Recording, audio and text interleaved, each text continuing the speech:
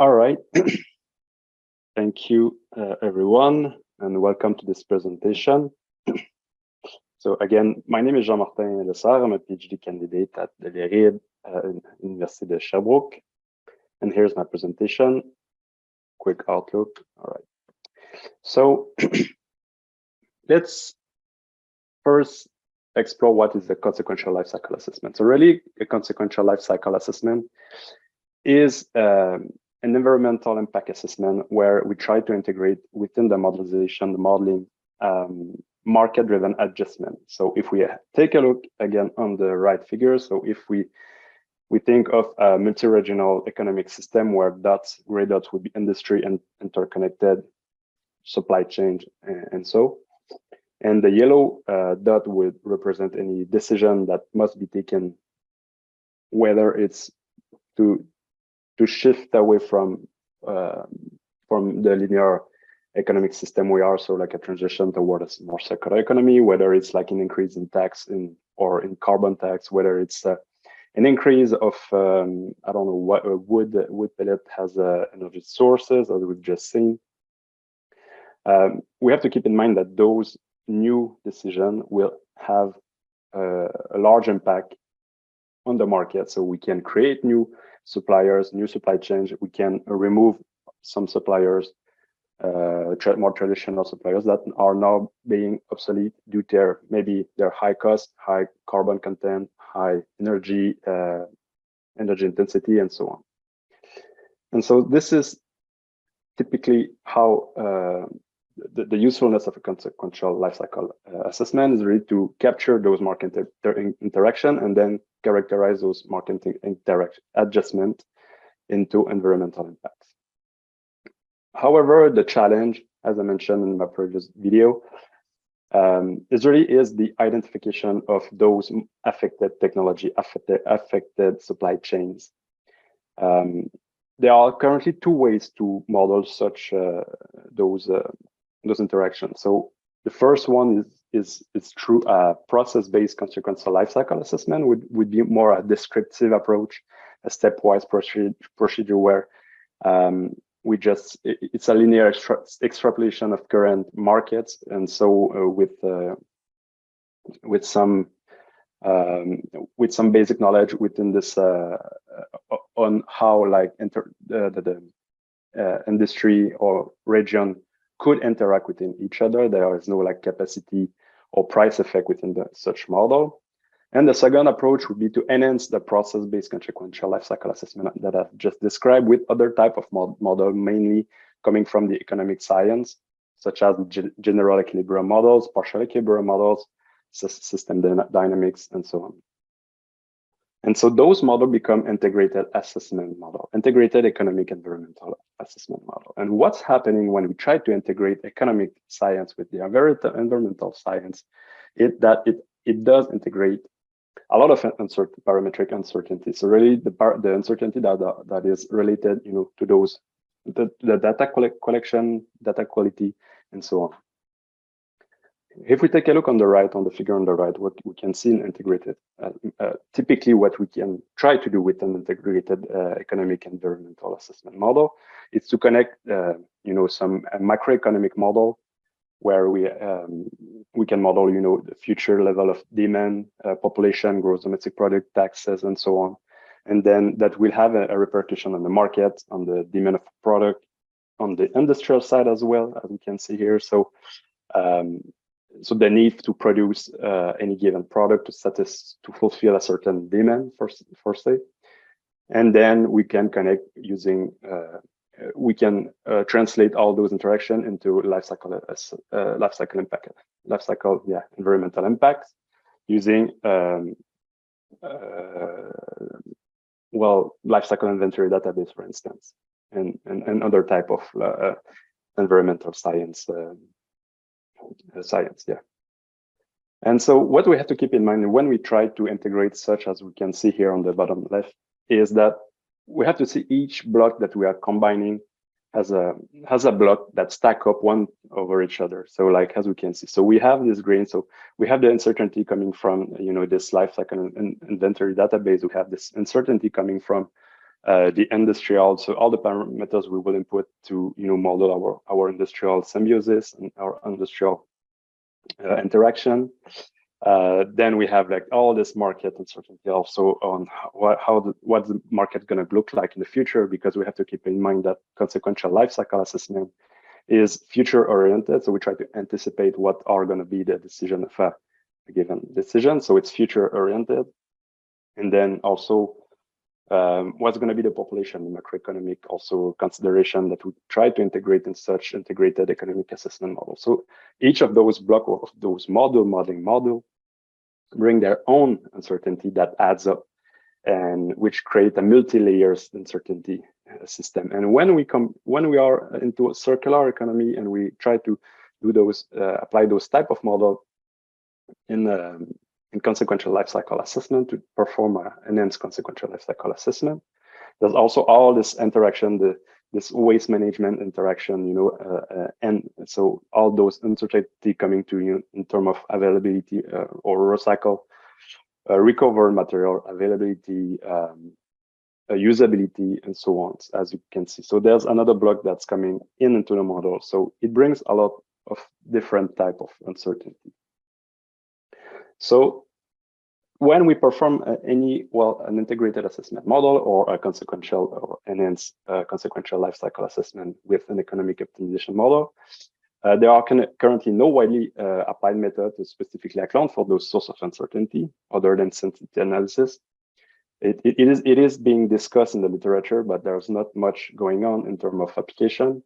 And so the question I raised here, we asked ourselves when we were doing this project, it was, so we have like all those models coming in our model, this uncertainty, but which one really amplify the most the variance of our consequential life cycle assessment results? So are they all equivalent?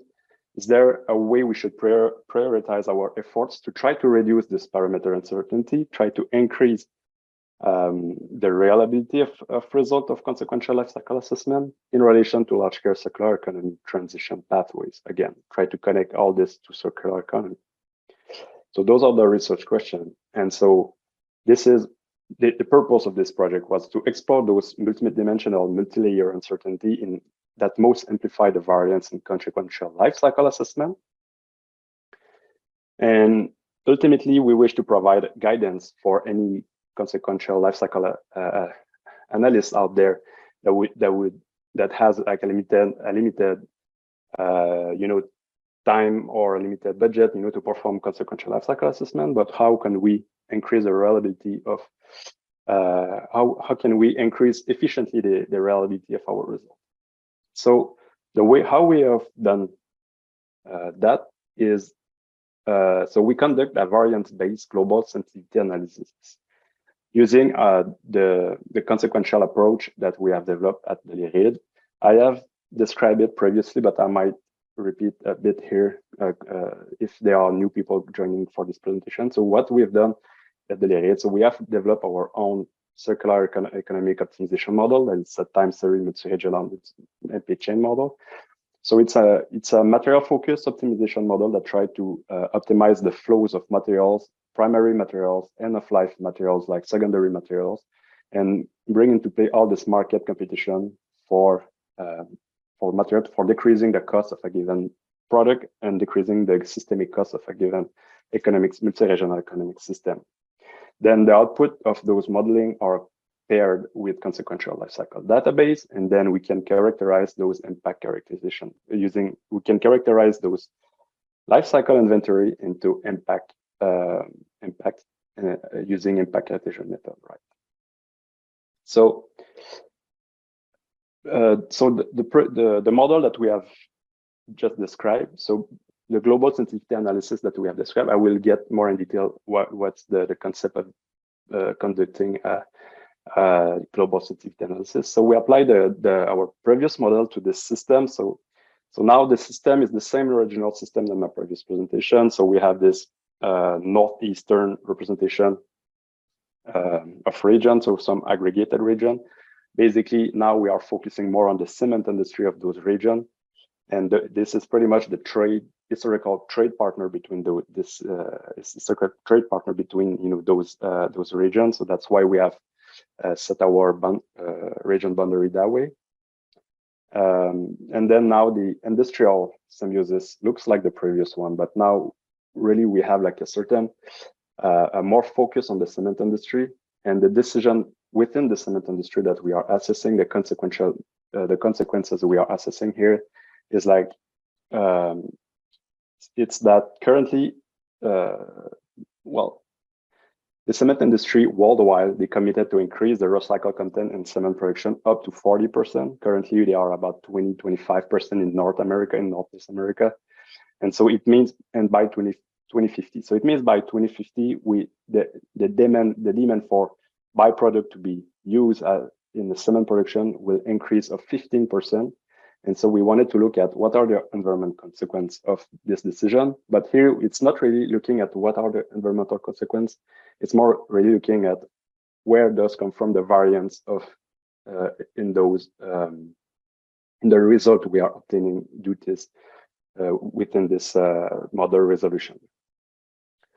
And so this is a quick example again of what the model is providing us when we try to explore the material flows, at least in the macro competition, according to the cost, to the transport distance of and the interaction between several industries. So we have like some fly ash, slag, virgin material that is being exchanged. And now as we increase the demand for recycled material to be recycled or to be used in the cement production, we attain certain limit capacity of production. So we change, the suppliers in several regions.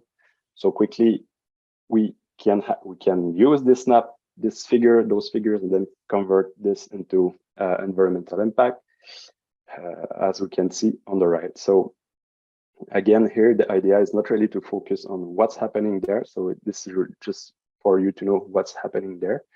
Just want to maybe look at here. So there's a huge, due to this increase in recycled content in cement producer, in cement plant. There's a huge decrease in the environmental impact in Ontario, mainly because because what limits the cement producer in the Northeast, it's mainly the production of clinker. I don't want to get too much in detail here, but like the US can now produce more clinker, more cement using less clinker. So they can reduce the import dependence toward Canadian cement. So that's what we are seeing. So the Ontarian cement should see some reduction because of this effect on the production capacity. That's what we see. So because they produce less, they reduce their environmental impact. And that's what basically we're seeing here. So, but again, that's not the focus here. What we want to see now is really, if we want to prioritize, the data collection, that refining the data quality. So where should we first look into those into the process? So the model we have developed is composed of 6 different module blocks. As we can see, we have like macroeconomic information, economic data, impact of technology. So this will be the GHG intensity, for instance. Waste management data. So this is really information for the end of life of materials, how the capacity, utilization rate, efficiency of materials at the end of life. And then we were able to separate from other the cost and GHG of transport. So we isolated the transport from the other blocks, so we can isolate the impact of what are the hypotheses on our transport distance, this transport cost. Does it affect the market equilibrium that much, and so on. So we conducted to see which one of these blocks is the most critical contributor to the global variance. We run the model for 350 iterations. So what's happening is that we allow each model block to take the average data that we provide into the model, and we allowed for each of those blocks to generate a randomized value for every parameter of within a uniform distribution of a plus or minus 15%. And here, the idea of this project was not really to have a more precise uncertainty number there, was really to have the feel of what's happening with a fixed uncertainty number. So we decided to go with a plus or minus 15%. This was based also on empirical trial that we have performed before. So we have here a 30% gap. So when we think of a 2050, for example, in terms of macroeconomic economic data, it's highly uncertain. So we have here a 30% gap, so plus or minus 15% of what we have implemented or put in the current database. So we run 350 iterations for the global, for all the 6 block of data as it is shown here. And what we obtain now, it's the same result that I have presented before, but now with ranges. So we can see that there's a huge range. We obtain a huge range of environmental consequence for the climate change indicator. And so we want to know where this, ranges come from mostly. And so now what we've done, so we perform one at a time 350 iterations for each of the 6 modules and we kept one, for example, here, the 350 iterations for the macroeconomic data, and we kept the other module fixed. So there is no uncertainty propagated within the other 5 block data. And then we have done the same for all of the block data module we have developed. And then for a total of this is just a quick fact actually. So we have conducted all those type of those number of iteration. We have to multiply it by 2 because it's we have 2 scenarios. So we have a business as usual. So again, it would be like a 20%, 25% actually of recycled content in the cement production, and the alternative scenario is like a 40% of recycled content in cement production. So in total, there's about like 5,000 iterations. The difference between like this classical life cycle assessment, Monte Carlo assessment that we are performing is here, each iteration is an optimization. So one optimization takes about 6 to 7 minutes to perform. We have 5,000-ish iteration for this given research methodology. And then so it takes about, to generate those data using like a high performance computer, about 21 days of computation times, non-stop computation time. So it's quite a bit. It was quite long, but yeah, we had to do some back and forth iteration, also like tweaking the numbers, but still, yeah, it was worth doing it. So, all right. So we obtained. So by doing so, we were able to obtain some statistics out of all what's happening within the model due to every single block. So the environmental, so as we can see here, we extract some statistics, some average, standard deviation, minimum, maximum, variance, and Sobol index. And this is probably what's the most interesting here. So Sobol index is that we take the variance of each single block, so the 6th block, and we divide it by the total variance of the first, global iteration, and then we can see what the contribution of each block to the global variance. So that's how we can isolate the most influential parameter or modeling block over this global sensitivity and this global system. Yeah. And so quickly, here's what the first observation we made when we look at the result is like we can see here, we have like those 6 parameter block, and what we observe is that when we look at those different statistics, it varies across regions. So each region, it's not linear, so it's not, you cannot like come ends with like or provide a single interpretation for all the region, because as we can see, the standard deviation, so the darker the color is, it indicates like a higher standard deviation. So like there are a lot of things going on in the model. It's quite hard and complex to interpret such a result, but still I think this is the conclusion we can rise here at first glance, that is that really there's a region-specific interaction going in the in this model, which and those variance and standard deviation and so on are affected, of course, by the market characteristic of each region. So what we were able to point was really like in terms of like is the region an importer or exporter? So is it an import dependent or is it an exporter of material or of product? Does the region is fulfilling domestically 100% domestically its demand? So like all those, you know, macro scale interaction comes into play when we're looking at this. And then we rank the Sobol index we obtain. Here, it's not the value of the Sobol index, more the ranking that we obtain. And again, there's a lot going on. So for each region, so each of the 6 module block were ranked for each of the region, and we try to extract, to interpret, so what can be generalized in terms of conclusion. And so we kept, we can grasp the essential from this project. So, and this is in terms of prioritization, so trying to provide guidance to any of our consequential life cycle analyst colleagues out there. Really, the conclusion of our observation really is that from our 6 module block, so the most influential parameter for all region type and whatever like the interaction is happening is really the macroeconomic data and the waste management data. Those 2 model blocks are connected, you know, to the level of demand of product and are connected to the supply of product. So if there's a decrease in demand or increase in demand, so all this bring a lot of variance in consequential life cycle assessment.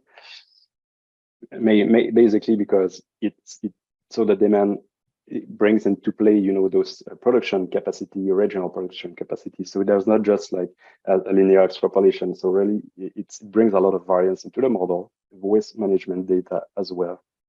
Then the other 4 blocks, we saw a trend that varies according to a certain market characteristics. So really, so should we focus more on impact of technology would be refining, you know, those GHG intensity or transport-related GHG intensity, or should we focus more on refining the economic data? So you would say probably, so why is the economic data providing a lot of variance in the environmental consequence? So basically, if there's a high horizontal competition, so if your decision in terms of circular economy again would let's say market a new material or require increase recycled content, if there's a lot of option in the market and there's a high competition within the market, now the prices that you're going to put in your model will bring a lot of variance. And this is because, you know, it's the market equilibrium, and the price effect has an indirect effect on the environmental has a direct effect on, you know, this market adjustment, because the lowest your material will be, the highest consumption you will see, and that will translate into environmental consequence or benefits.